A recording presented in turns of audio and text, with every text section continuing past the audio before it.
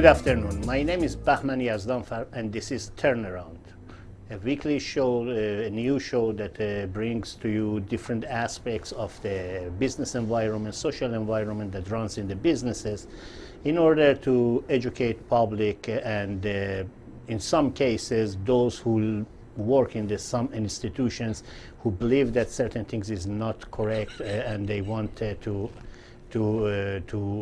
bring it up to be discussed in this show. Today, my friend, my colleague, John Hardy is under extreme functionality of the smiling. He's very happy. I don't know why. So I'm asking him to say why is he happy. No, I was just thinking, I thought that was brilliant the way you left it to the audience to decide or interpret which sort of institutions they might be in. Well, that is it. We don't know that. Exactly. We don't know. We are not there. No, to your point. Yeah, exactly. Having said that, you were smiling, and I was. You remind me of something. Some of these institutions, I'm talking about either organization, non-profit organization, or profit organization, or government agencies. Mm-hmm. Certain things is being done that really laughable.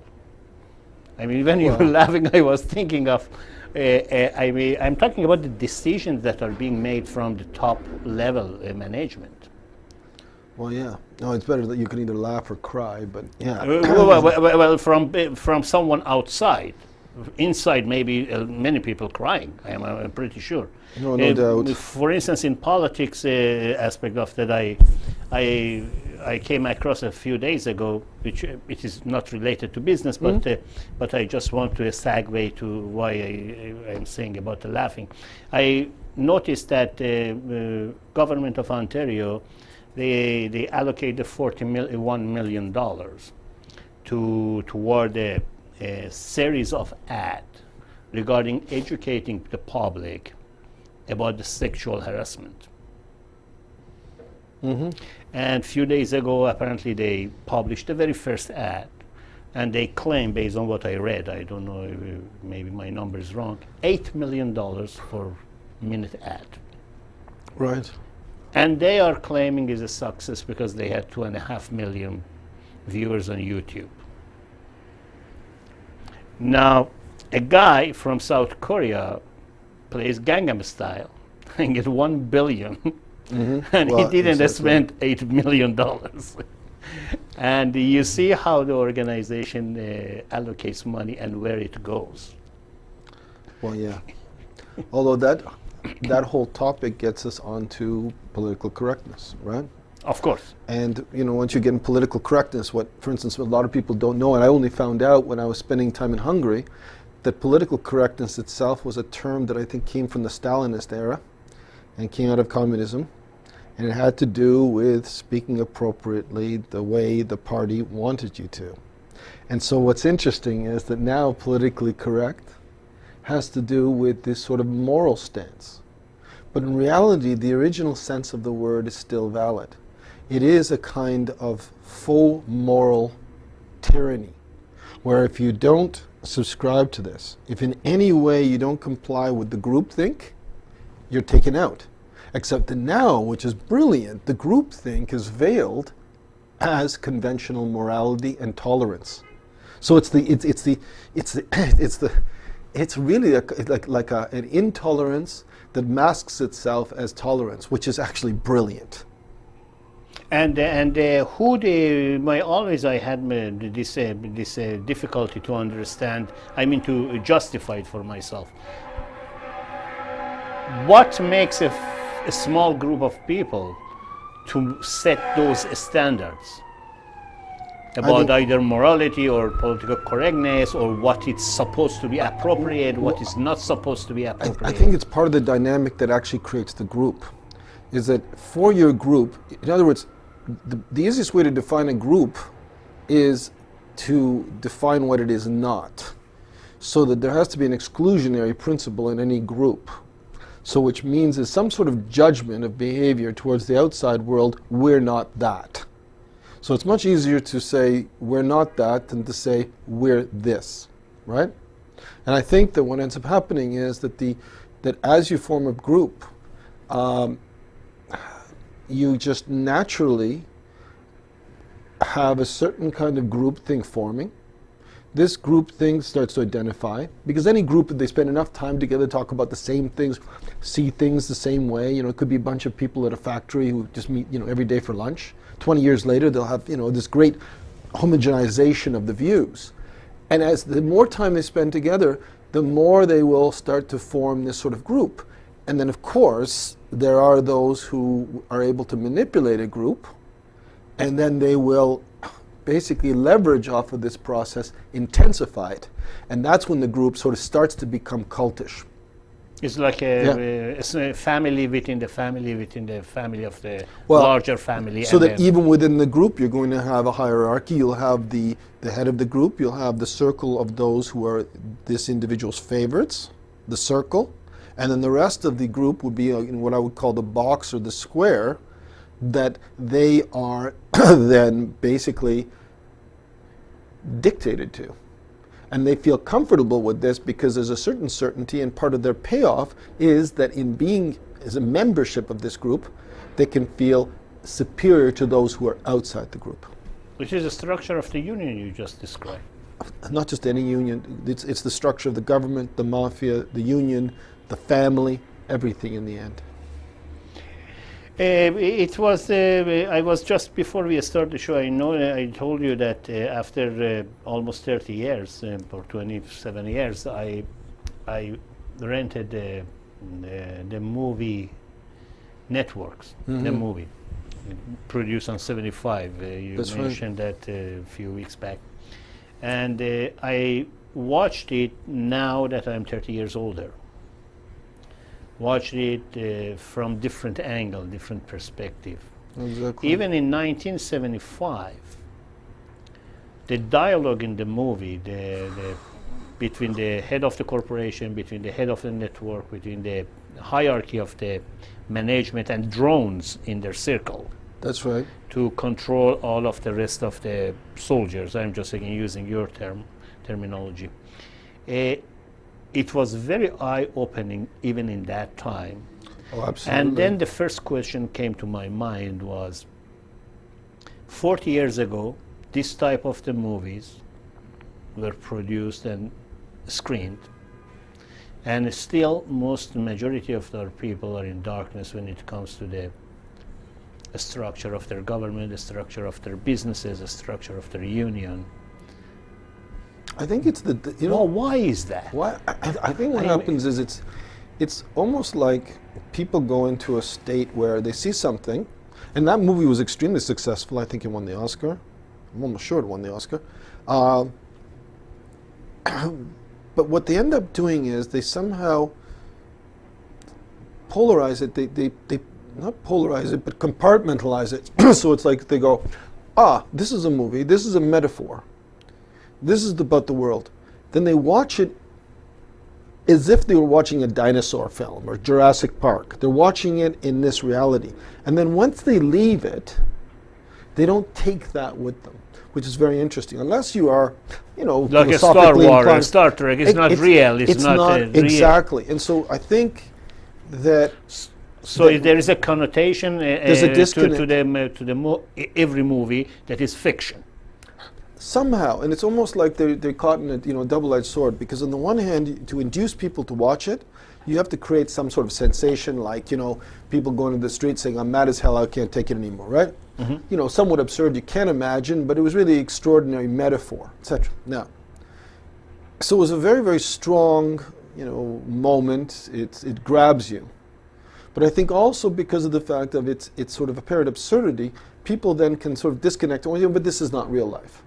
But we still have to get on with life, blah, blah, blah, blah. And they don't make which is fascinating, is most don't seem to make the logical extrapolation that this is not a this is not a movie that was just made about a particular situation which is isolated and oh, how interesting. This is a metaphor about life. That extrapolation, that link between this and the rest of the world is very interesting. And I think it's part of North American culture, is that most people are disinclined to make that. that they're over here So things it are very has its own specialized. compartment. Whatever right. that is in the movie, So it's on the. an example of this, you know, nice guy, but I wouldn't want to do business with him, right? Is a typical North American expression. You do not Yeah. hear that in Europe or anywhere else in the world, probably. Yeah. Which means what? So, in other words, socially, this guy's wonderful, but But personally, I don't but trust I wouldn't him. trust him. in- He's a snake in business. So the interesting thing is, you could say the same thing about any psychopath. I mean, I'm sure the fellow, if you were to meet him, is a hell of a nice guy. Ted Bundy, for instance, was Yeah. particularly this. And then in the meantime, but you know, I just wouldn't want to be, you know, You never heard a in woman the- passing by his Volkswagen because you know it just wouldn't work out. So this sort of notion that it's sort of acceptable to be one way here, another way here. That's how human beings are. That we're not just one piece. We're complex, and all this type of mushy, sort of moral relativism, ends up leading to a kind of moral apathy. It's almost like, oh, whatever. And it's and this moral apathy then somehow wraps itself up as tolerance. Well, Yeah. I never heard anyone who was arrested for a major crime when they interviewed his or her neighbor Yeah. say bad about him. Oh, he was a very nice guy. He was a He was a quiet quiet man. guy. Yeah, he was We a never quiet man. saw him or something like Exactly. that. Now, which it connects to that politically correct again, because you don't want to be rude to someone, or let me put it this way, you don't want to think that you are rude to someone because you decide what makes him or her tick or not tick regarding what you say. Mm-hmm. So, I so understand if the most, for instance, if I meet someone, he or she decided before doing qualification what makes me feel uncomfortable, decides on from her perspective what he can say to me that make me uncomfortable. I mean, in a way, naturally, because don't we all do that? I mean, No, I understand that. yeah. But when it goes to the culture of the business, this kind of the rule should not be applied, because then you really don't qualify either your buyer or your supplier, or your boss or your colleagues. well, yeah, it seems like we're mixing two things. One, we're mixing sort of the commercial transaction Yeah, business, and then this sort of this intolerance, which actually is wrapped as tolerance. We're saying that you should be behaving this way, or at least appearing to behave this way. Yeah. You know, and this is where I think also too we get this issue of, let's say, when I think about niceness, and when I ask a lot of people, for instance, the distinction between niceness and kindness, right? Yes. I would say most people that I encounter, let's say here, have a hard time making distinction between those two words. Yeah, because if someone is nice, Yeah, he must he's have done kind, something kind. Must be kind or whatever. Whereas, let's say in other cultures, when you look at those two words, they would actually see them as very distinct. Niceness, there is something of a veneer about it. He's nice, he appears nice, he's pleasant. Yes. It's directed at inducing the other one to like you, Yeah. right? Whereas kindness is something which is focused on the other. It's actually a genuine act. And I think that what ends up happening is that the more niceness you have built into the culture, the less kindness you have. That's very interesting, because then you can you can be confused easily if someone's intention is genuine or not. Oh, exactly. I mean, for instance, when you ask people, generally here, let's say on the street, how are you? Right? There's a quick answer of great, fine, whatever. They won't say incredibly well. They won't say splendid. They won't say terrible. And they don't say fantastic. Nothing. They just say something. So what's happened is it's almost like a ping goes out, a ping comes back. And so that it isn't really a real question.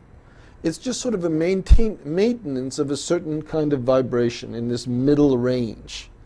But there's no authentic communication in it, because the moment you engage with that question, how are you, and you actually try to genuinely explain, because for instance, foreigners, when they come to the country, misunderstand the question.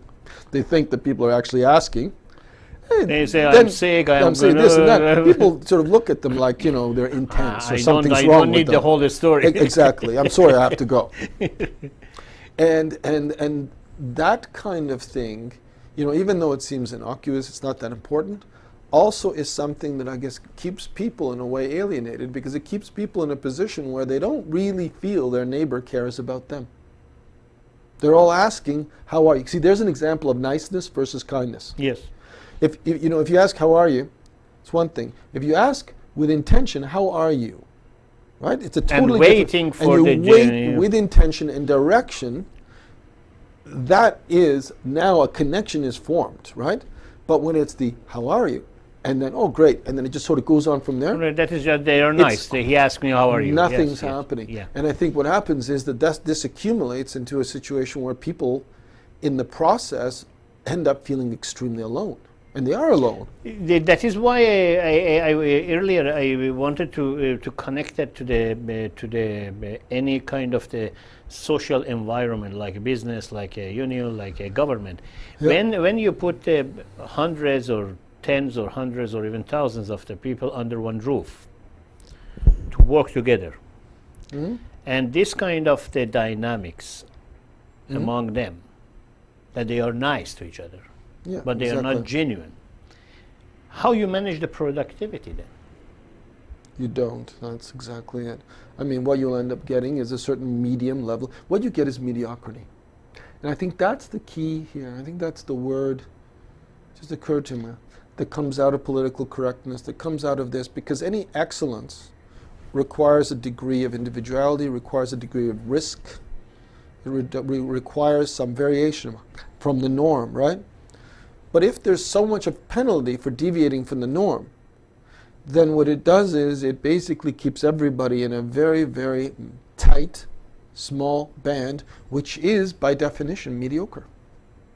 And those who want to bring the attention or focus the attention to this kind of the mediocrity or to this kind of the shortcomings of the environment, whistleblower, for instance. Exactly. They are being penalized heavily. Absolutely. Because if you take a look at a whistleblower, I mean, I think one of the things that is characteristic of any whistleblower is they're not mediocre. And I think what they chafe at, right, which they just cannot get, and they can't,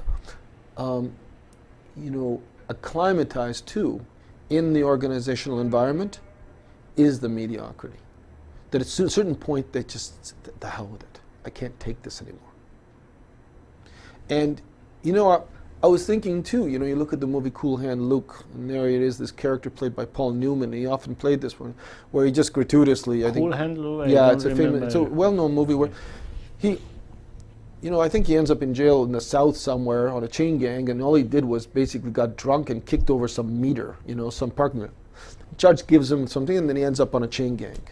But there he is in this chain gang, doing this thing, the mediocrity, the bore of it, and then somehow, for no reason whatsoever, he provokes, right? And eventually he's killed. Eventually he provokes, one too far, and he's taken down. But the thing ultimately, which causes him to do this this seemingly irrational behavior, I think is a cry against mediocrity. It's a cry against pointless rules, this order for the sake of order, protecting us from nothing, And I think that sort of gesture, in a way, acts as a kind of a light that casts, that illuminates just how, perverse this level of order is. And why most of the majority or large number of the people capitulate to that mediocrity? It's fear, but I think also it's not a conscious fear. I think what happens is you just get, well, first of all, in the beginning when it's younger, it's more fear, but I think as time goes on too, I mean, your life gets complicated, you have kids, you have a mortgage, you have this, you have that. I mean, ultimately, you don't really see any other way. So you really, I think the way most people approach life at that point is like a prison. Yeah, you just go to the work, deal with it, come home. Exactly, and then maybe you have a hobby, maybe you have some sort of yes, thing. at that the you put your weekend I am mind going into, to ski, or I'm going to or play something, my guitar, or drugs, or whatever it is that they take, that takes them away from this. But I mean, ultimately, yeah, I think that's it. I think that what the game is in the end, or this whole box and whatever words we use, is hell. It is prison. And the thing is, it's created for. I mean, in the end, it's in the name of productivity, in the name of order. It's always in the name of something. But underneath, its basic characteristic is control and oppression. And the control and operation, it's done by a small group of people at any organization. Yeah, you don't need a lot. Is there you call it players? Yeah.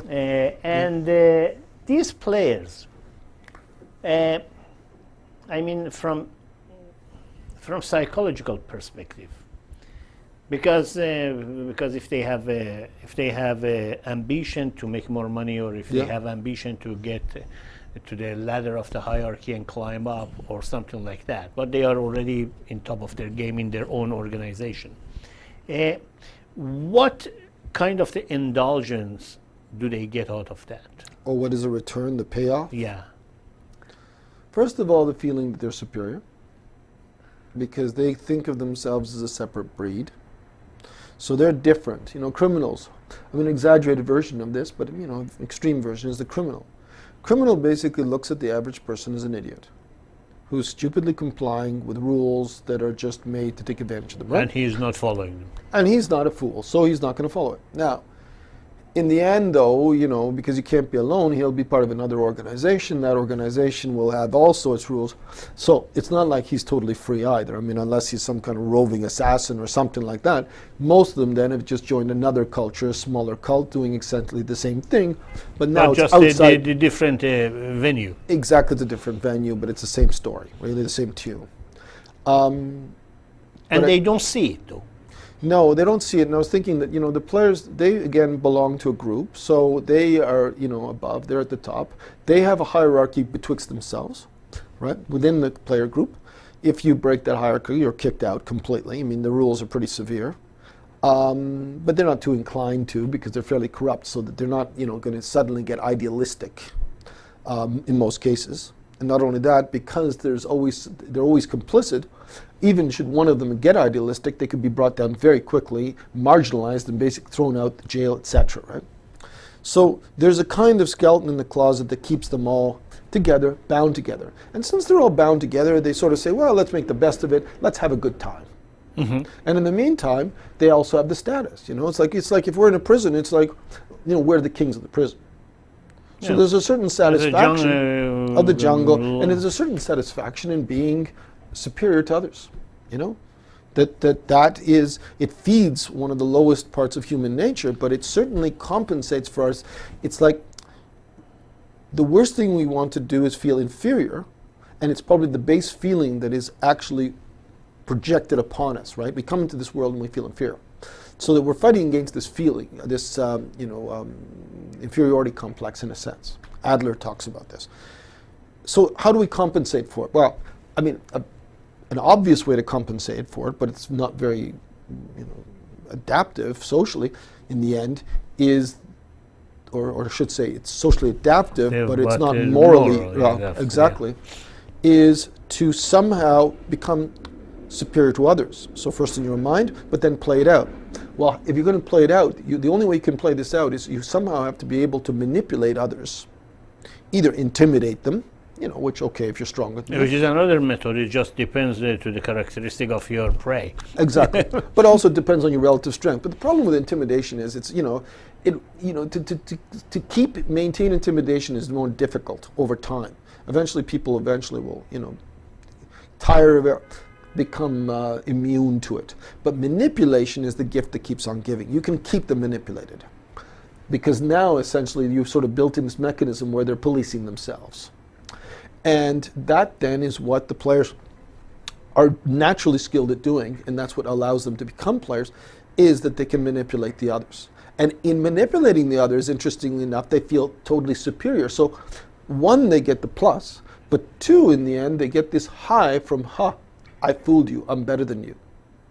Yeah, Right? I mean, I can run them around my, I can play with you. fingers. I can yeah. toy with you. All Yeah. of this type of stuff. And if you look at our images, like the cool image, the person who is just cool above it all, you know, the female one is the, How they can con other people and but also that they don't need other people, but other people need them. Like you think of the femme fatale, the Rita Hayworth, the cigarette, the look, the cold, icy kind of, who cares attitude. Who else? Jack Nicholson's an example. Or you look at, Easy Rider, Peter Fonda. So many of these cool images, right? Well, when you think about these cool images, I mean, really, they're conveying this idea that winning in this game of life is about having others want you more than you want them.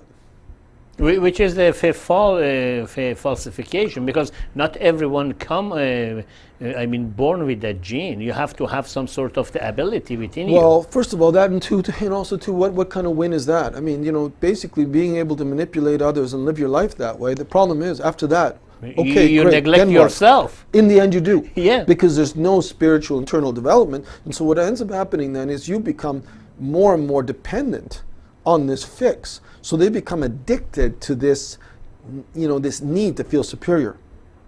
And as they're doing this, as time goes on, they're becoming more and more depraved in their late life. Yeah, in their late life, they generally do. Because those victims are getting less and less. Not necessarily, but the problem is that the people around them, their family and everything like that, who know the backstage, know who they are. They can't fool their family. They can't fool the closest people around them, everybody else.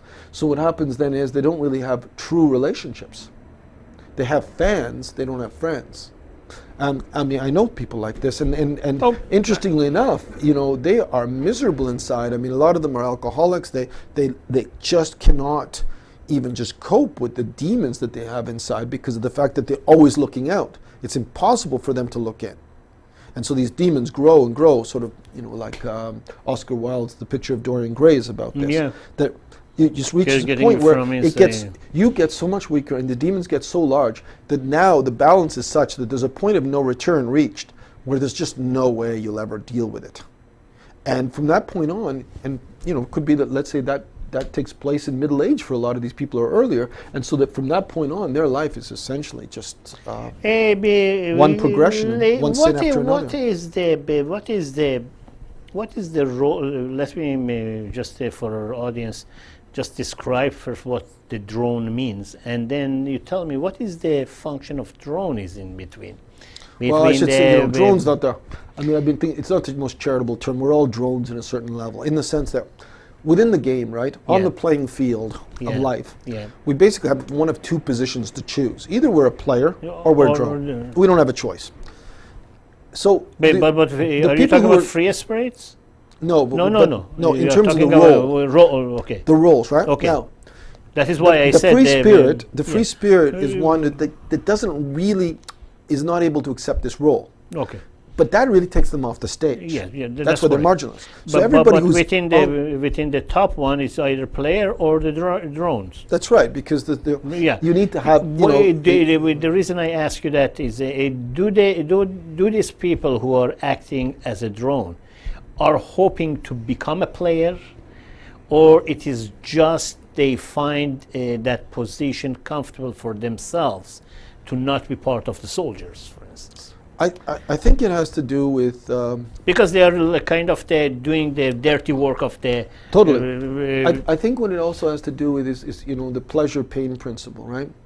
In terms of, if you look at the players, they're driven by the pleasure principle more than the pain principle, so that they're more interested in the pleasure.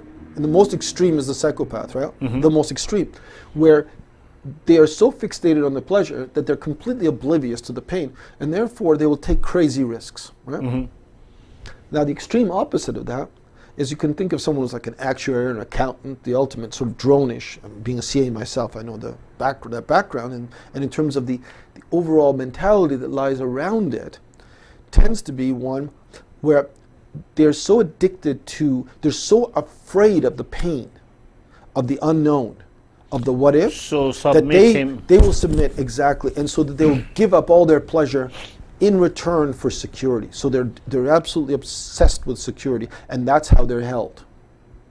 Last week we had Joe Barberi here, who was one of those so-called whistleblower a few years back, and he was explaining, if you remember, how it affected his life and his decisions and all of that. Now, those who are whistleblower, which category do you put them under?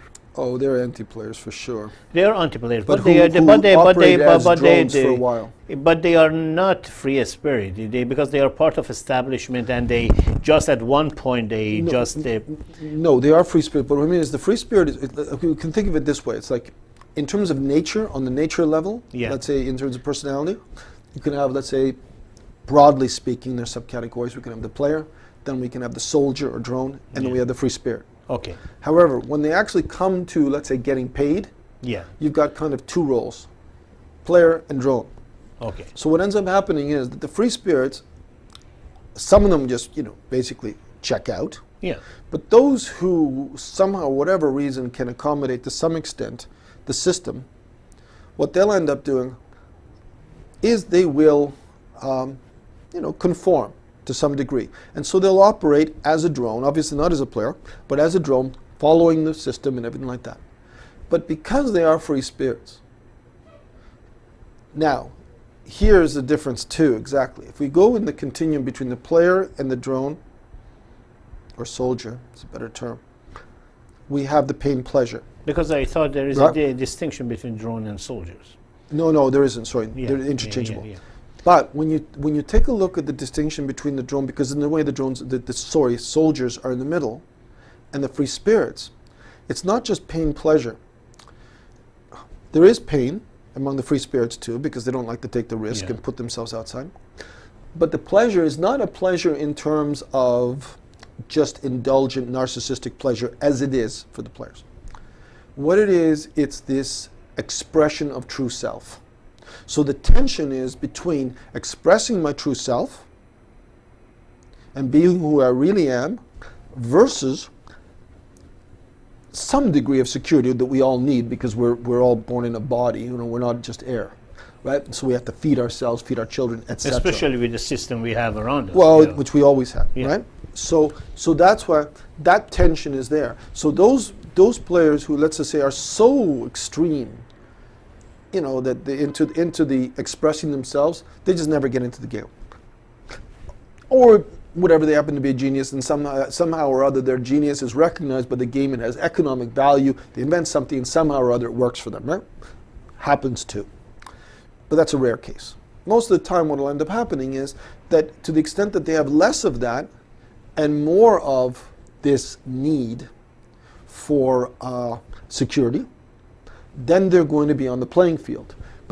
But those are the ones who will become the whistleblower. The ones who are closer to the free spirits. They're sort of in this middle soldier category. Yeah, but toward the other end rather than toward the player. Exactly. That's who they are. And then what ends up happening is, once they've done this, now they throw themselves out of the drone world and they're right into free spirits. Now they've joined the free spirits because they're out and they can't get back in. We covered that last week with Joe when he was here. Now, from your experience and from what Joe said the other day, what steps or what rather more secure steps one could take if he or she wants to be a whistleblower? Without really, to minimize the risk for himself or herself. Ultimately, you can take steps like, check into your legal rights and do a whole bunch of things like that. But at the end of the day, to have money, a lot of money too. Exactly. In generally you can't. There comes a point where you're basically saying, this will not stand. I will not participate in this. And from that point on, you're going to bring hell down upon yourself. And I think even knowing that, they'll still do it because there's a driving inner need to be true to themselves. Now, this whole thing, this also has to be made a distinction between being true to oneself is the opposite of being completely self-indulgent. Of course. But interestingly enough, if you look at a player and the way the player would perceive the master, the free spirit, they will regard this as ultimate self-indulgence, because to them there is no such thing as a true self. They would deny the existence of it. So it's very interesting. For them, pleasure is more important than joy. Oh, they don't even understand joy. Oh, they don't understand. It doesn't exist. Yeah. It's just an illusion for idiots. Yeah. Who fool themselves. For them, it's pleasure. Actually, I never thought of it, but exactly. Yeah. It's pleasure. Now, going back to the companies, I just was looking at some of the notes I had a couple of weeks ago, and I was thinking, when it comes to a business, and I'm not talking about a large business. Yeah. I'm talking about the business that is being operated within, let's say, 20, 30, 40 people. Yes. A small manufacturing, or a small office, or a small marketing company. And based on what we discussed in last 3 or 4 weeks, we know the structure is always there in Yes. one form or another. This circle with square, a different level of the intensity, but it's still there. Yes. And we gathered, based on what we discussed, that players are not the initiator of any changes in the first place. No, they're going to be totally reactionary. Okay. They will resist change. And the far side of the free spirits, either they give up or create an environment that's being kicked out. Right. So we are focusing on those drones we just you elaborated earlier, they are the soldiers toward the free spirit, or toward the end of the free spirit. Ultimately, yeah, that's true. How these people can find that point of shift, or can initiate someone either from outside or from inside to penetrate or initiate that shift? Well, I would say it's this. If you take a look at, let's say, you go, I remember, when I was an auditor, just starting out of university, and I remember when I would go to a company, and I really, didn't exactly love accounting, and it didn't. It's not very glamorous. It wasn't glamorous, and I wasn't, like the idea of trying to figure out the Especially accounting I'm wondering, system. how did you go? Oh, well, that's a long story. Exactly. So here I was thinking, how can I possibly get out of this situation? And eventually, I bounced into the idea that I don't know how it presented itself, was I came to realize that there were always some people who'd been there for a while in the organization at a fairly low level, clerical, who were highly intelligent, experienced, had the respect of all their peers, and I could refer to them as the sages, right? The people who really knew. And obviously these would be total anti-players within the drone level, right? They'd been passed over for promotion because of being anti-players, or free spirits. They were not brown-nosing or anything. Exactly, at all, or on any level. So what would happen then is, I would identify these people, and they would explain me everything, right? Well, later when I came into doing sort of audits and looking at the whole situation in terms of where the skeletons were, they knew it as well. And the thing about it is, they're actually the natural leaders. The false leaders are the players. The natural leaders are those individuals. And so really, in many ways, it's as simple as activating those people. They already know what to do. They already know how to manage. They already have the respect of those around them. Simply facilitate giving them the purview, the opportunity to actually fulfill that role, and magic happens. Do they consciously themselves initiate that kind of the action, or do they need some sort of the catalyst from outside? No, of course. Like in your case, of course, auditors, because politically, if they did, they would be gone. Any one of those individuals who actually tried would already have been history. So the ones who are there, no, absolutely, they cannot. The only way that it can happen is if there's some sort of mandate from the outside, externally, ideally, let's just say from above, senior management, So it could be a fund, it could be, a company takes it over a merger, something like that, where you go in and you want to turn this place around. So it's not, we're really talking about turnarounds, right? Mm-hmm. So one of the first places to go in a turnaround is go to the lower ranks. And lower accountants, lower administrative. no, every rank. I don't care. Production floor, throughout the organization. Look for these individuals. They'll inform you very, very quickly as to what direction to take, and they can add value very, very quickly. But the thing about it is, you can't be a con with them. You can't fake it with them. You have to be authentic. And you cannot, this is the whole thing about this, courses teaching authentic leadership. Oh yeah, but it's just comedy, right? Yeah. Well, a person like this. You were laughing at the beginning. Exactly. That is another one of those. I mean, a comedy. Yeah. So a person like this would just look at this and laugh, because some clown is coming down there thinking that he's going to present himself as the the feeling, in touch, in tune, senior manager. And this guy's going to basically just, smile, either make a fool of him if he wants to, but he wants to keep his job, or basically just smile benignly and just let him do his thing, give him the false impression that he really impressed the rank and file. Well, I remember years back, I had a contract with a company, and that company was, the owner of the company was one of those guys who was fond of the Anthony Robbins and the school of the Anthony Robbins and all of the whole 9 yards of the leadership and all of that. And I remember one time he used to bring these outside consultants, either from United States or in Canada. And these people have no idea what the company is about. Maybe they spend 2 hours to study what he sells, what he does. They come one day, 1 day or 2 day seminar, they try to boost the energy of the employees. Motivational stuff, yeah. And I knew it is ridiculous to me. High energy guys. Yeah, and I didn't want to go there. And the owner of the company in one case asked for the moral support of the morale of your team. And for me, please be there. I know that you don't, so I go there. For 2 days, I'm sitting and this guy comes. All sorts of the baloney, same stuff. Stuff. And at the end, bring this lousy board and you break it. So he makes I mean, the whole, and some of those staff buy for that. They really came out and say, I broke the wood.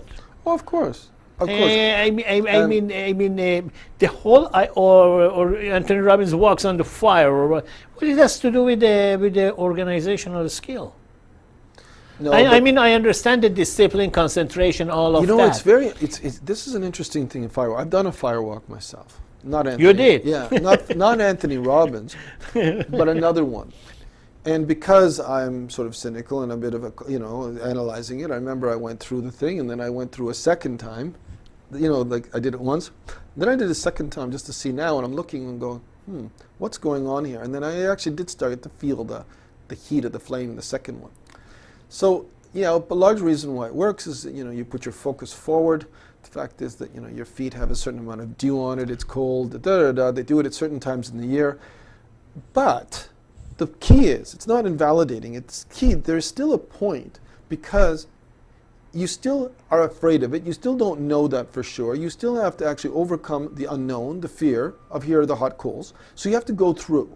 And the thing about it is, if your focus is on your feet and how they're feeling, which was the second time for me, I definitely you feel it. Whereas if your focus is just forward, you go through, right? Now, all these kinds of things are good, but the problem is they're kind of parlor tricks, because then what? To your point, because you can do it momentarily, but continuously. And not just that, it's also the context within which it's given. If the focus is on saying, this is your block, and it's specifically in relation to your block in life, right? Or your performance in the company. No, forget even performance in the company. Let's go to on an individual level. And a person's blocked for whatever reason on something, then this is giving them the courage to sort of say, I went through this, and I can go through my block, right? Great. Okay. All that's good and it's very valid and the exercise is great. However, if it's being somehow co-opted and then turned around and being used as a vehicle to somehow make these people better salespeople, because wow, I can do it now. You know what? I didn't believe I could sell 1 million. Now I'm going to sell 2 million. Tomorrow I can go and close right away. That is my point. That is disgusting, honestly. I to mean, me, it works, but the thing about it is, it does work. You see, because it does make for better drones and mini players. It does, but the problem is what it's doing is it's like you're funneling this mentality, and it's very good for racing in a straight line. This intense movement in a straight line, right? However, the moment it is a detour. moment now there's a detour, or you're having to think in a way of actually reacting to the situation, right? Because if we take a look at that firewalk, back to the metaphor, by focusing myself on the other side, walking through briskly, bang, I was through like nothing and I had this incredible high. But the moment I'm actually being sensitive and aware, it doesn't work nearly as well. And the problem is, do you necessarily want your employees being basically like these guided missiles? Because on a certain level too, you want some sort of responsiveness to the environment of what's coming, and especially in environments which are so quickly changing and moving. And they also have been, tired of all this motivational bullshit that everybody's so full of, because exactly, it's like a party which never stops. You can't be high all the time. There is an industry by itself. Exactly. Yeah. So what happens? You get diminishing returns on it. So what you're giving away, which nobody's thinking about, is responsiveness. I mean, there's a much bigger issue than that. You're also giving away, in a way, your soul, who you are. But even aside from that, even from a practical point of view, you're now not being nearly as responsive. You cannot be authentic like that. I mean, if you're a fanatical lunatic, what? I'm sure that. You're like a brainwash. You just guided and take a look at suicide bombers, right? Exactly came to my mind. Suicide bomber would do the same thing, because if you're going to be a suicide bomber, you sure as heck don't want to be feeling the experience. You just want to focus on this, get it done, that's it. And boom, I'm gone, right? And then you're already thinking about the 30 virgins, and you're already there, right? Well, the thing is, this is exactly the same mentality. You're already thinking of that. But what ends up happening is, and it was the same thing actually that also happened during the Second World War with the Japanese versus the Americans, where the Japanese were so fanatical. Going with the airplane to the and also even their fanatical fighting style, because they didn't fear death, they were also doing some sort of kind of crazy things. They used to call it well, the kamikazes, that was the planes. Yes. But even the soldier, the daily soldier, like what he was going through and how he was operating, that there's a certain kind of fear of death which actually, on a certain level, is actually helpful for a soldier. Too much fear, they become cowards. But a certain amount of fear allows them to be, to adjust to the situation, because they're motivated. They want to stay alive. And so this is really the sweet spot. You want the courage, the ability to act, and at the same time being responsive to the outer environment. Yes, you have to have a reflex. And that's where firewalks are not doing that.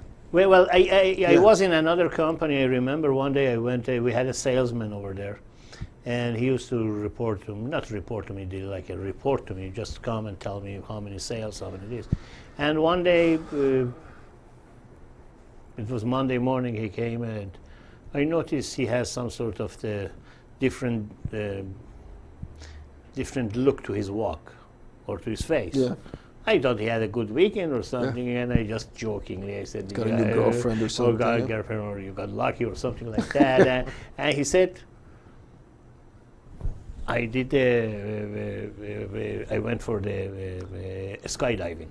Oh, that's another one. Okay. Yeah. And I said, do you do that often? He said, no, it was my first time. Mm-hmm. I said, why did you do that? He said, I just wanted to see what I can do. So I recognize that he has probably either read or went to one of these courses, and they said they come to overcome the fear of whatever. I said, what did you learn? And he said, now I can overcome everything. I said, that means that your sales quota will be going up? And he said, yes. Let alone after 1 week, 2 weeks, I was there, and the sales was the same thing. He didn't really have any impact in the way that he talked to people, the way he approached them. But the point I am trying to make is the misconception of lack of justification of doing one of things that drastically can change or alter all rest of their Well, behavior. it's the magic pill. Yes. And we were Which we were talking about that. If I am fat and I get a magic pill. That's a perfect example, because Yeah. let's just say you're fat. Now, when somebody's fat, they're overweight, there's almost always, unless they have some kind of pituitary problem or something like that, there's it's an emotional basis to it. For a number Now, of reasons, yes. right. Usually Now, it's emotional that causes to overeating. Exactly. And, And some now- genetics or bad. No, all that stuff. So, but let's just say within that, there is going to be an emotional. So now, the thing is, yes, you can address all those other things. You can follow a diet. All of them are valid. Not all of them, but probably several of them are valid. Okay. But the problem being that if you do not address the underlying thing, then this tension is not being addressed, and so it'll come back. And it's the same thing with the firewalk. Is that this idea that you're going to do one thing, And that completely. and this way of thinking is sort of sold to us because it really sells. Because once again, convenient illusion. I've been smoking for 25 years, and now I'm going to do this weekend cleanse, and all of a sudden 25 years of effect is just going to be wiped out. Nice idea, nice thought. And on some level, we're all suckers for it. Even though we know if we're given a little bit of an excuse to believe it, which is like a bunch of scientific studies and other people who actually have testimonials. Yes, a placebo effect. Yeah. The placebo effect.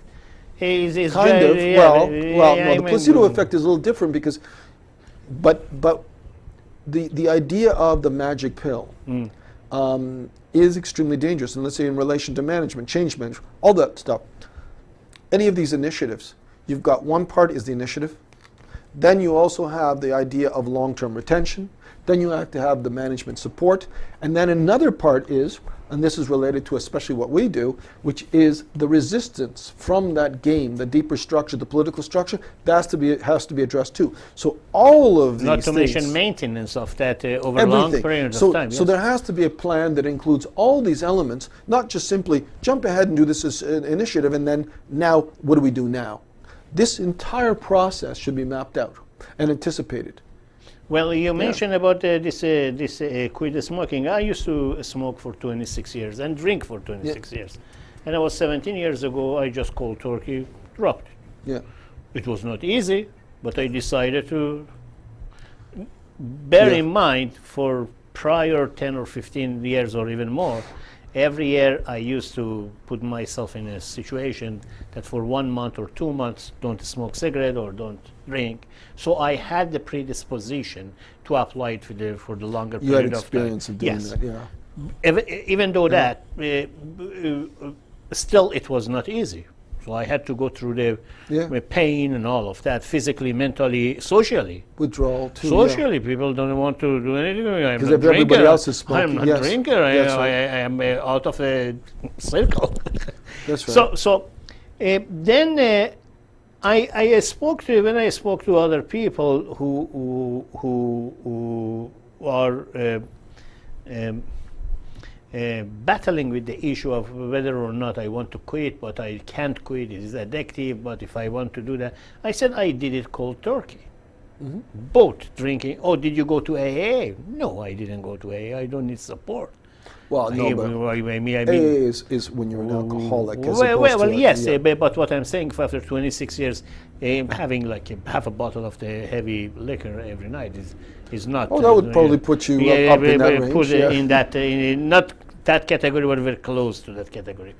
However, but one thing I had, I want to, because I come back to your point, number of circumstances around that situation about me was suitable. One, I never drank because I was sad. I never smoked because I am so sad. I did that for enjoyment. So I just got an enjoyment out of my life. It wasn't compensating for something. It was not compensating when you said if you are overweight and that has an underlying. Exactly. So it comes like a doctor. You go there and say, "Oh, I'm sneezing, I'm sneezing." Instead of finding out what is wrong with you, they just give you a pill for your sneeze, one pill for your cough, one pill for your. It is simple. They just get rid of the symptoms. Exactly. That walking on the fire or doing a skydiving and this kind of thing, it is just one portion, very small portion of the whole thing. Yep. 5 minutes. Yeah. How are you doing? 5 minutes? Okay. Now we are coming to the end of end of our program. Still we are surviving. Yes, that's one thing we can say unequivocally. Coming back to that question, after all of that, if in that manufacturer, when you said that you went there as an auditor and you found someone to give you all of the information, did you, were you in the position at that time to want to do a turnaround, or you were there mainly for the auditing at that time? No, I just wanted to turn around and get myself out of there. Like in the sense that it was like, I just wanted this job done, out, and then I'm on to the next. Thank God, somehow I managed it. That was my only ambition at the age of 24, 25. So it was just get the job done, get you paid, and go your way. At that point, but I would say that was my first taste. I don't expect you at 25 you have any other. Well, actually, no, that was probably at 23, 24, because by the time I started to reach 25, 26, a couple of years after that, I started to actually came up with a different approach to auditing, where instead of looking at compliance with existing procedures, I started to ask the question, okay, well, let's take a look at this underlying activity. Do we need all these controls? So why don't we actually now look at the activity itself? What are we supposed to be doing here? One, ask the question. Then two, now start to say, well, theoretically, where would I need controls here to manage this process? Ideally, not blocking the process, maintaining the flow, but controls from the outside, right? So an example would be, is in the case of, let's say, driving, it would be a control that impedes the process is speed bumps. Mm-hmm. A control that allows the process is cameras. Okay, sorry, can you repeat that? That if you wanted to take the speed bump is the impedes the other one allows it. Allows. Right? So you still have control. Yes. But the thing is, because you've got your control outside the flow, you're not getting in the way. You're not breaking the flow, because what I realized then too was absolutely critical to everything is maintaining the flow. And the thing with control is the best way to kill flow, is have perfect controls. Control or the impede? No, I'm saying the best way to kill flow okay. is have great controls. Okay. So the thing is, you have basically flow yes, and because control. you add number of the obstacles to go through, therefore it's... and so the whole thing was that as an auditor, our entire orientation at the time was towards control. Nobody was thinking of flow. Well, I flipped that around and I said, let's think of flow first. Forget about control for now. Let's maintain flow. Now, let's take a look at what would be the minimum structure that would maintain control, and let's compare that to our existing control structure. And where we have excess, get rid of it. So you have to change the whole compliance. Well, exactly, but you're changing the thinking of compliance. The whole way you're thinking of compliance. And that kind of thinking, which of course you're going to have in a smaller company because they can't afford to lose flow, is in a way can be placed into a larger company as well, into a larger environment and context. And that flow is the key. And the flow, interestingly, is a threat to the game. It's a threat to the players in the higher drones, because if it's flowing, then they cannot stay ahead of it. The control will become much more difficult because they cannot. And that's why ultimately they cannot every step of the time. They pay lip service to productivity. They pay lip service to profit. Whether the one thing that they absolutely need to maintain is control, because they know that the moment they lose control, they lose their jobs, ultimately, and their position and status and the life as they know it. Well, yeah, I mean, it is like our first session we had a few weeks back, that it's just like a politics. Keep so many stuff together, have this water muddy, so... Yeah, exactly, and then that has to do not just control, but confusion. There's another element that's thrown in there. Thank you very much, John. Thank you for joining us today, Tuesday, the November 24th of the 2015. We have, I think, we have just a couple more, 2 or 3 more shows for this year. And for the new year, we will bring you some other stuff, but it is a long way till 15th of the December, which will be our last show. Excellent. You have a nice evening.